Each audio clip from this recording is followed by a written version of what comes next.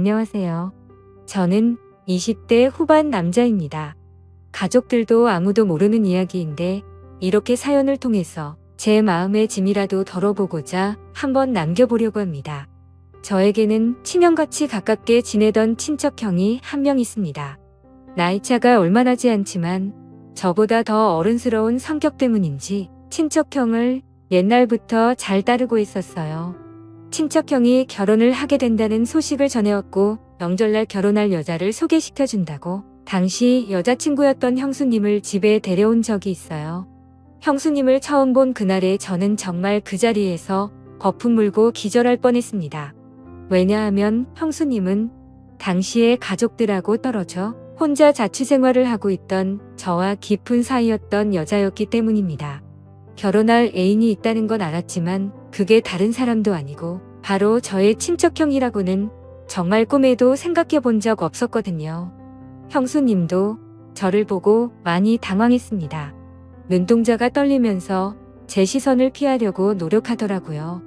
온 가족이 모여있던 그날 형수님은 제 쪽으로는 고개 한번 돌리지 못하고 있었습니다.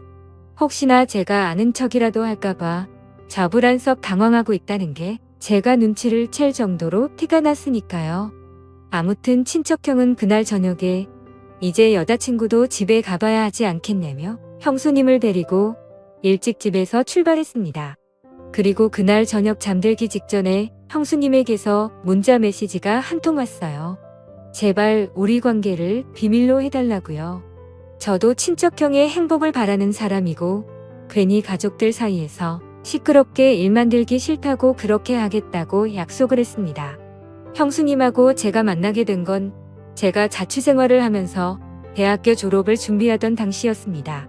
원래는 타지에서 고생하는데 집이라도 좀 괜찮은 곳에서 사는 게 좋지 않겠냐고 해서 부모님이 조금 지원을 해주셔서 투룸 빌라를 월세로 빌려서 살고 있었는데 졸업반이 되니까 공부한다고 어디 놀러 다니기도 뭐하더라고요.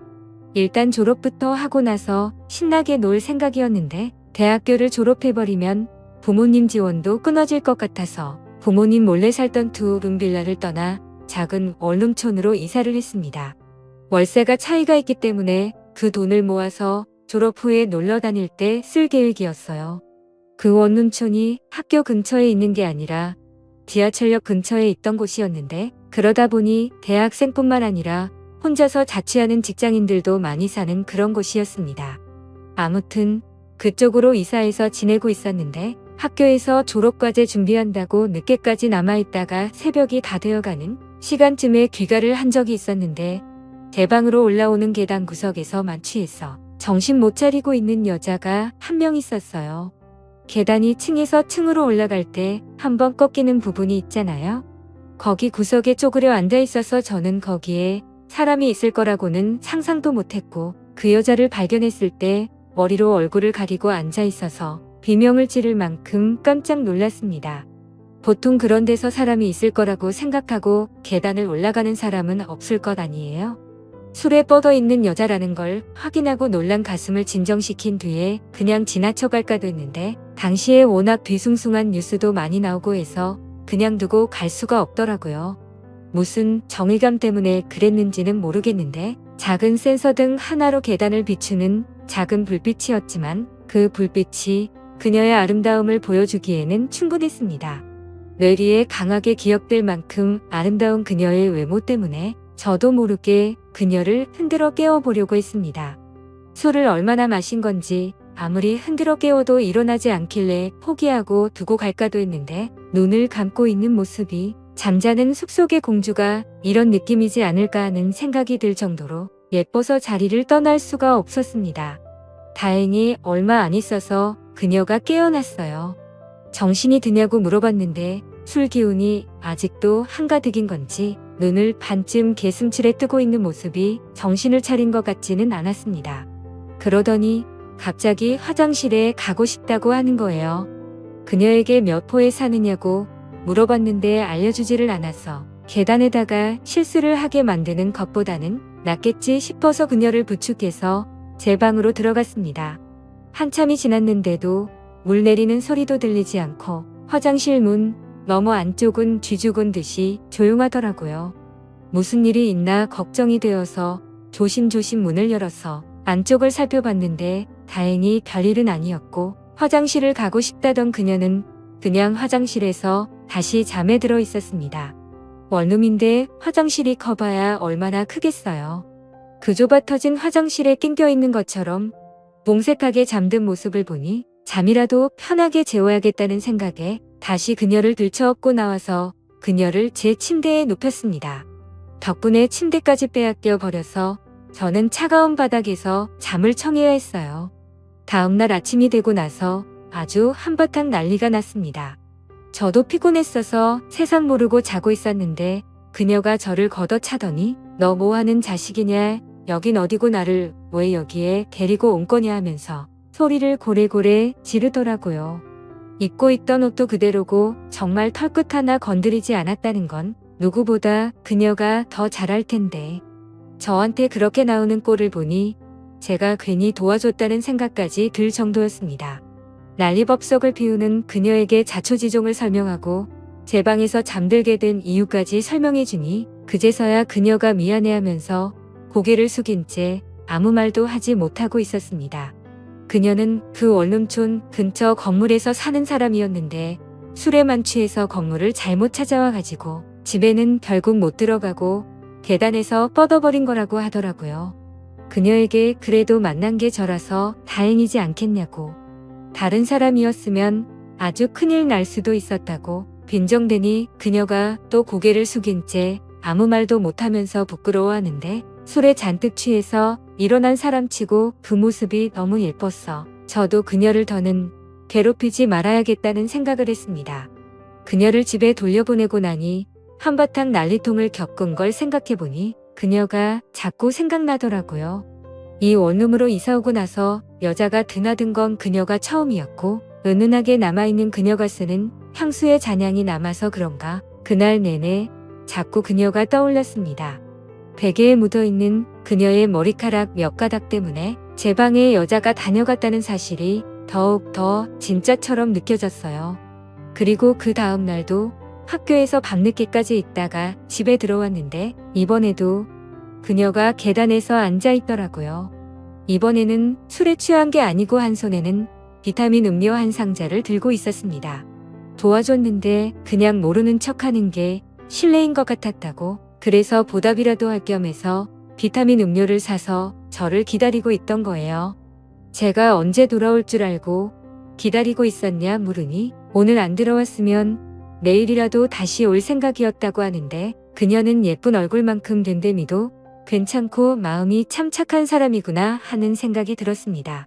그런데 그날 있던 일이나 사과의 문제가 아니고 이미 처음 만난 그때부터 그녀와 저는 서로에게 강하게 끌렸던 것 같습니다.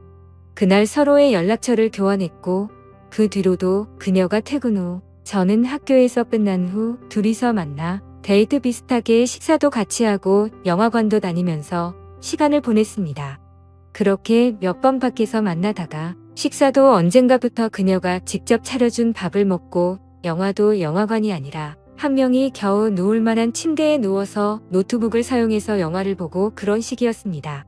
정말 자연스럽게 어느 순간부터는 매일 아침 같은 공간에서 아침을 맞이하는 연인 같은 관계가 되어 있었습니다.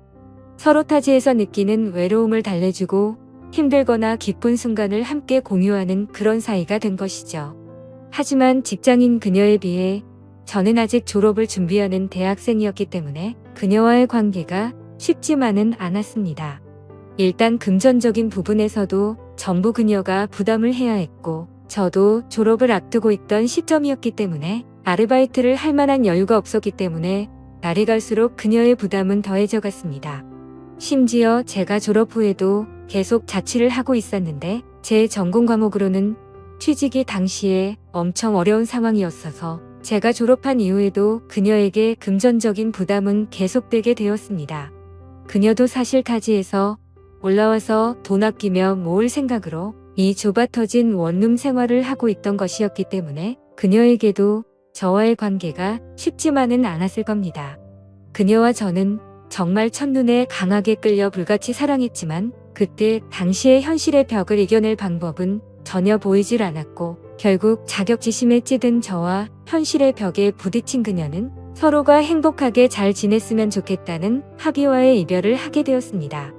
마침 그녀에게 좋은 관계로 만나는 사람이 생길 것 같다고 이제 우리는 여기서 그만하는 게 어떠냐고 하는 말에 저는 질투심 때문인지 그녀에게 아무한테나 그렇게 마음 막 쉽게 주는 여자였냐고 심한 말을 하면서 마지막은 좋지 못하게 헤어지게 되었습니다. 그래도 같은 원룸촌에 살아서 그런지 마주치기 싫어도 마주치는 날이 생기더라고요.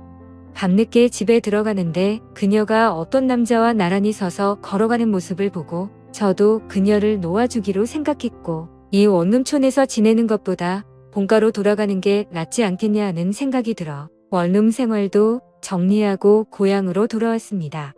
그리고 그때 그녀와 같이 걷고 있던 그 남자가 제 친척형이었다는 사실은 당연히 알 턱이 없었죠. 그녀와 다시 만났을 때 그녀는 제가 친형처럼 따르는 친척형의 아내가 되는 저에게는 형수님이 될 사람이 되어 있었어요. 오랜만에 만난 그녀는 예전보다 훨씬 아름다웠습니다. 제가 좋아했던 긴 머리 집중할 때 개슴츠레 뜨는 눈, 여전히 그녀는 그녀였습니다. 친척형과의 결혼식장에서 세상에서 가장 아름다운 그녀를 눈앞에 마주했을 때 그때부터 저는 가족 모임에 일절 참석하지 않게 되었습니다. 형수님이 된 그녀를 마주칠 용기가 나질 않았기 때문입니다. 그렇게 몇 년의 시간이 흐른 뒤 저도 결국 원하던 직장에 취직하게 되었고 다시 원룸 생활을 시작하게 되었습니다. 그리고 그녀를 처음 만난 그때처럼 형수님을 제가 사는 원룸 계단 앞에서 다시 만나게 되었습니다. 그때처럼 술에 취한 채 형수님은 제가 혼자 살던 그 집 앞에서 저를 기다리고 있더군요. 형수님이 저를 찾아온 이유가 궁금했지만 저는 아직도 질투심에 사로잡혀 있었습니다. 가정이 있으신 분이 여기까지는 웬일이냐며 빈정대고 그녀를 무시했죠. 형수님은 제 말이 끝나자마자 눈물을 글썽이면서 자기한테 이러지 말라고 울기 시작하더라고요.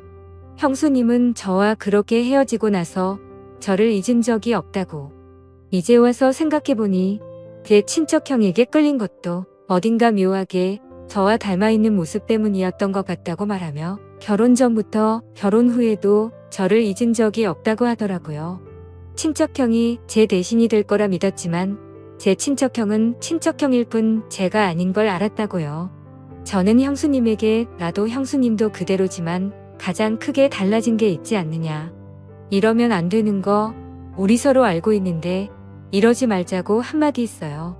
친척형이 알면 안 되지 않냐고 물으니 친척형이 현재 출장 중이라는 소식을 말해왔고 형수님도 저를 용기 내서 찾아온 거라고 말하더라고요. 그 말을 들으니 저도 더 이상 참을 수가 없었고 사고를 치고야 말았습니다. 그날 이후로 저희는 몰래 만나고 있는 중입니다. 친척형의 업무 특성상 출장이 잦기 때문에 형수님은 형님이 출장 갈 때마다 길어도 2달에 한 번씩은 저희 집에서 머무르면서 연인처럼 시간을 보내고 있는 거죠. 언제까지 이런 만남을 이어갈 수 있을 거라는 생각은 들지 않아요. 어디에도 말할 수 없는 사이란 것도 알고 있고요. 하지만 시간이 허락하는 한 상황이 허락하는 한 오랫동안 저를 마음에 품어온 그녀와 그녀를 오랫동안 마음속에 품어온 제가 서로의 마음을 확인하는 이 관계를 유지할 생각입니다.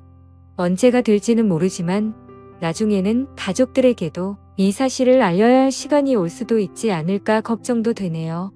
지금까지 제 사연을 읽어주셔서 감사합니다.